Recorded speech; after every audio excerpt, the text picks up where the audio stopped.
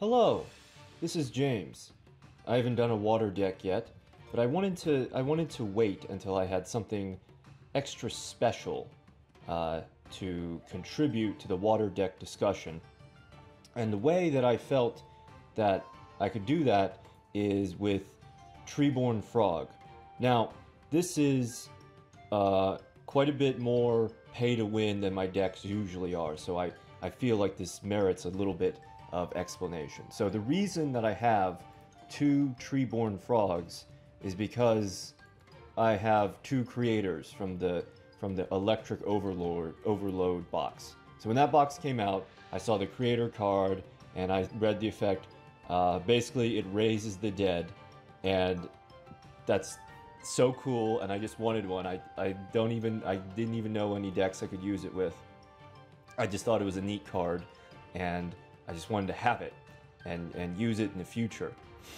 And then I saw the BLS creator deck, which I made my dramatization video on, and that the synergy of the holy warriors returning from the afterlife and banishing their foes to the great beyond was enchanting. So I gathered myself and I said, okay, I'm gonna get the gems together, and I'm gonna reset the box, and I'm gonna get a second creator to make a better BLS creator deck. Because at the time I only had one, and I was relying heavily on Light Ray Greffer to search him, and I only had two Greffers, and I wanted a second creator.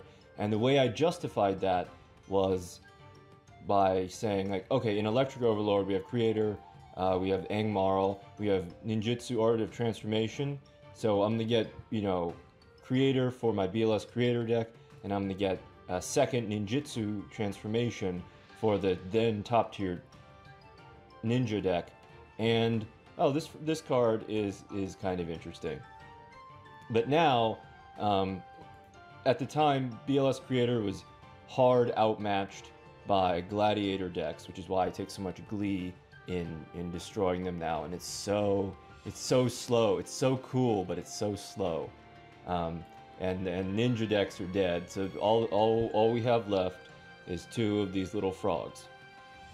So the way that I think that I can use them is with enemy controller. Now, if you don't know, in your standby phase, if you control no monsters, if you control no Treeborn Frog, and you control no spell or trap cards, and Treeborn Frog is in the graveyard, during your standby phase, you can special summon him from the graveyard. What a lot of people don't know, at least I think, is that you can tribute take your Treeborn Frog for your opponent's monster, and then Treeborn Frog still comes back. And it's awesome, and you can do it as many times as you have enemy controllers during your standby phase. So during your turn, you turn your toggle to on, you revive Treeborn Frog, and then you tribute take. You get the monster, your opponent's monster, and then the frog goes to the graveyard and it says, do you want to revive him again? And you click yes, and you revive him again, and you contribute take, and so it goes. So the reason I think that this is a good contribution to the water deck is because the big problem with water decks is bricking. You basically want to build your unbreakable board of Umi, the whale, and Sea Stealth Attack, and then another level 5 water monster in case the whale, you need to banish to protect your board, and so that your remaining level 5 monster, or more likely the whale, can still protect your life points. But you don't always draw into that. And that's where Treeborn Frog stalling for at least one turn, giving you that extra draw, and also -1ing your opponent with the enemy controller combo comes in. So you can play Treeborn Frog, your opponent attacks into it, and then Treeborn Frog revives. You can econ take.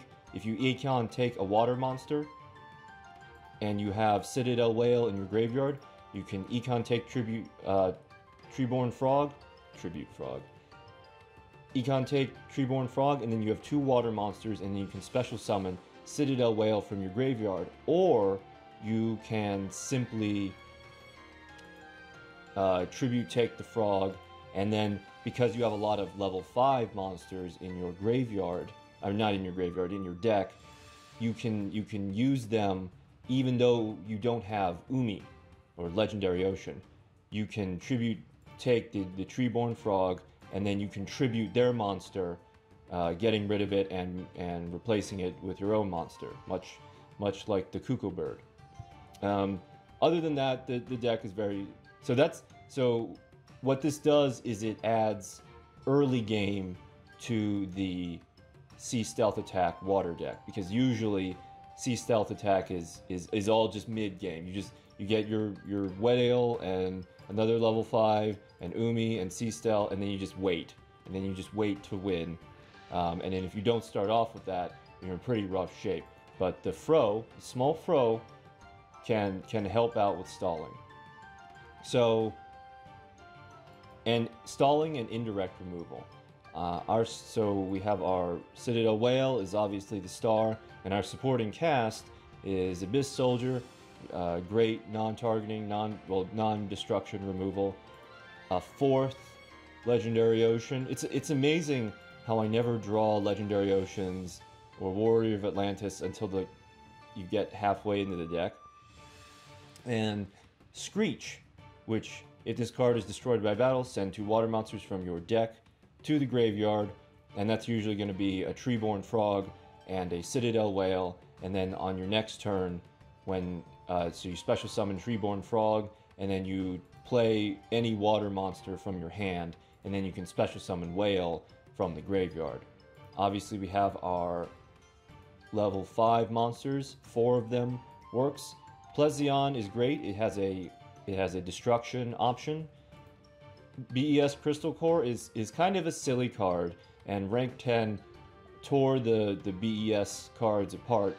But in our slower game of Duel Links, BES can tank out some hits. So he can also stall because it can't be destroyed until all of its counters are removed. So it can tank up 4 hits before being destroyed, which is pretty good. I only have 1 Fishborg Planter because Fishborg Planter is disgustingly unreliable. Sometimes it's clutch, and that's why we have tons of monsters. So we have a lot of monsters for Fishborg Planter, and also our Frog tribute play. But Fishborg Planter, sometimes it works. You get a Citadel Whale, and you have to sit back for a second.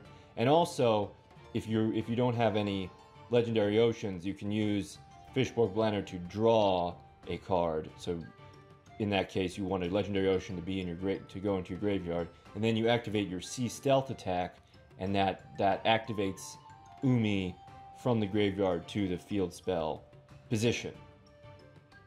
This is actually the deck. All right, so we're gonna go through some replays. This is actually the deck that I was going to grind for King of Games with, but that was before Sylvans came out. Go face against Seto Kaiba, who I feel like Kaiba is having a bit of an identity crisis, because Mako has the Mythic Depth skill. He always uses the water deck, or frequently uses the water deck. Bones uses the creepy alien deck. Yugi has restart. He can use magnets. Kaiba, his deck is Blue Eyes, but that kind of sucks. So he just kind of gets stuck with whatever bizarre beatdown deck he can be given. So here, it's a nice barriers deck. He's using Dark World Dealings to go for the spell card, and we're going to use Screech to put our Lil Fro and our Citadel Whale in the graveyard. We're going to do the Tribute Take play, and then since that's a water monster, we get our Citadel Whale out, and we're going to get our Sea Stealth Attack out. We have our Umi, and we have 2 strong monsters, and that's the game. It's very simple, very basic, very easy. the replays are gonna get a little more spicy, a little more spy. All right, next is Bastion. And Bastion, I don't. Bastion also he also gets stuck with just whatever weird decks we come up with for him, because he has the Omni elements skills, like the psychics, and then I see some people using Tenkabito with the raging as fire skill, or whatever that skill is called. Okay, so we start off with our frog and enemy controller. So we're using the balanced skill, and that's either going to give us a legendary ocean, which would be fantastic, or an enemy controller, which is also good. We're going to do the frog tribute. Make sure you turn your toggles to on in your standby phase, and so we get our frog back. And this has multiple uses. He's not just a tribute.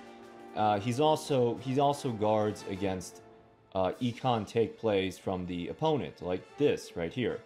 So he's going to special summon his Archfiend Emperor in kind of a petty move. He just knocks off a counter off my BES, and he gets his Dark Necrofear out.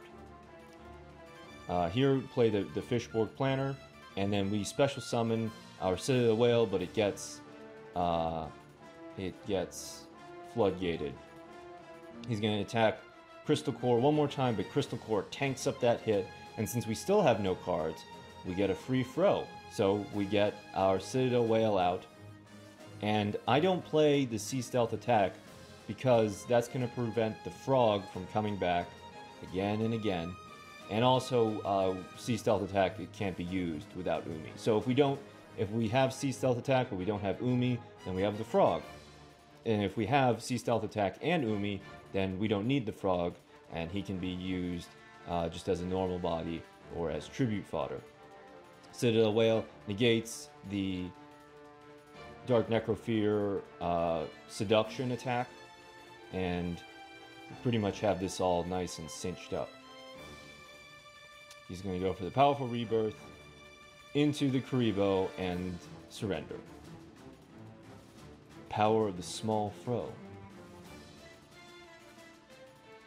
Next is Mako Tsunami. So,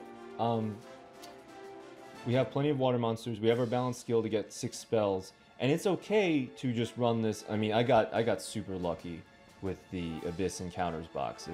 In 160 packs, I got both whales and both Sea Stealth attacks without having to reset. I didn't get the Legendary Fisherman Mark II, yeah, I think that's what his name is. But that's okay. I don't really see that card so much. So we're gonna set the Screech, but he's not gonna go for it. So now I know, okay, this is some kind of weirdo cheese deck, and Mystic Piper confirms that. He gets his own enemy controller, and we're going to set Sea Stealth, and we're going to tribute our now 6-star Citadel Whale under the influence of Legendary Ocean, and there it is. There's the cheese. I see it. He adds the Event Karibo to his hand, and so that must mean he already has a Cyberstein, and we're going to activate Sea Stealth attack, and we're going to normal summon our Crystal Core. So usually this is the unbreakable board, but he came prepared with his enemy controller. And so I could have negated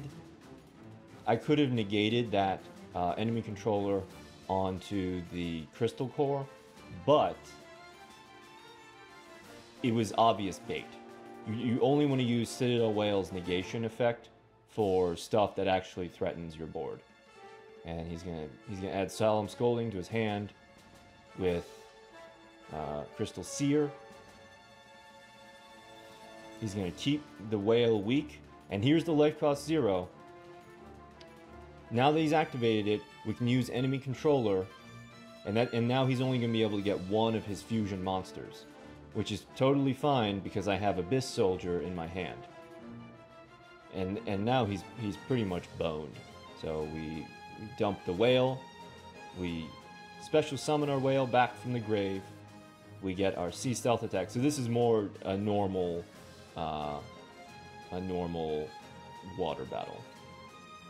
And Mirror Wall doesn't, enemy Citadel Whale doesn't care about Mirror Wall. Mako, you forgot your father. You forgot the face of your father. Trying to use filthy cheese decks. Okay, so with the balance skill, we're guaranteed a spell. If we have Legendary Ocean, that's great. If we have enemy controller, we can make plays, and if we have enemy controller plus the frog, we can -1 the opponent's monster, bonus points if it was a monster that they really invested something in, like a Dakini. This deck versus Cyber Angels with drawing the proper cards is hilarious. So here's the 1,000 Knives. He plays Magician Rod, activates, gets his 1,000 Knives. We have our board, which is great, and we're going to set an enemy controller. Normally you don't want to just set your cards willy-nilly against Dark Magician decks, because Dark Magic attack will destroy them, but in this case, we want to guard against the Ancient Rules into Dark Magician, 1,000 Knives, see there it is, he forces the banish, and then if we didn't have enemy controller and he had a second monster, we would have lost. But he didn't have the second monster and we just had the enemy controller anyway. Floodgates, the second Plesion, but we banish to protect. And here it's looking bad for him. So here this is the when you draw your water board, and oh, that sounds bad. When you draw your unbreakable water setup, then it's fine. Then it's good. Then you can just play water as normal. For the times that doesn't happen, you can use the frog and enemy controller to make plays.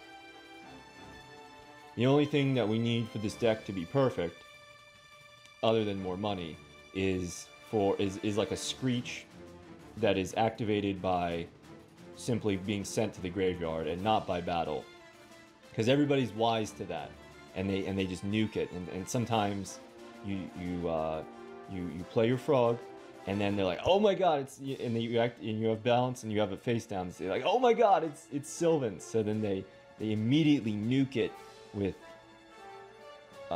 Dark World Lightning, and you're like, whoa, chill out. It's just a little fro. It's just a little frog.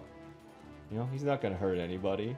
I'm gonna tribute him for the whale. That's gonna hurt somebody. There were some good games on the King of Games rank up before Sylvans. Before Sylvans beat my water deck. And here's our last replay against Bones. And I got really excited because I thought that this was an alien deck. I really wanted to show this against an alien deck, but he has Wasteland, so it's either like Red Eyes or Magnets. And he obligingly attacks into the Screech, and we get our Frog. So that's what you want to do with your Screech. Frog and Citadel Whale. Now we're going to do the Tribute Take, and I'm going to pause here, because we have 2 enemy controllers. So if he had 2 monsters, we could Frog Tribute Take both of them. I've done it to aliens. It's hilarious. It just makes them rage quit instantly. But he only has the 1, so we're going to Tribute Take his monster, Tribute into the Plesion, and then with the 2 water monsters, we're going to special summon our Citadel Whale. I make a bit of a misplay, but because you want to, it's tough. You want to search your cards when you're able to, because that frees up a draw. Maybe that draw will be Legendary Ocean. But now, since I have Sea Stealth on the field, I can't revive the Frog. But sometimes the Frog is, it helps you out when your board gets cleared, and then the Fro comes back and saves the game. And here he activates Attack the Moon against Mako. That was my favorite duel from Duelist Kingdom, when Yugi attacks his own moon to destroy the ocean. So he attacks the moon, and then I activate enemy controller to clear my field of spells, and then now the frog can come back. So now we can tribute take the frog play again, and we're going to tribute take the frog, and then tribute his monster for a BES Crystal Core, and now we have Legendary Ocean. There's our full board. The frog is putting in work. Thank you for watching.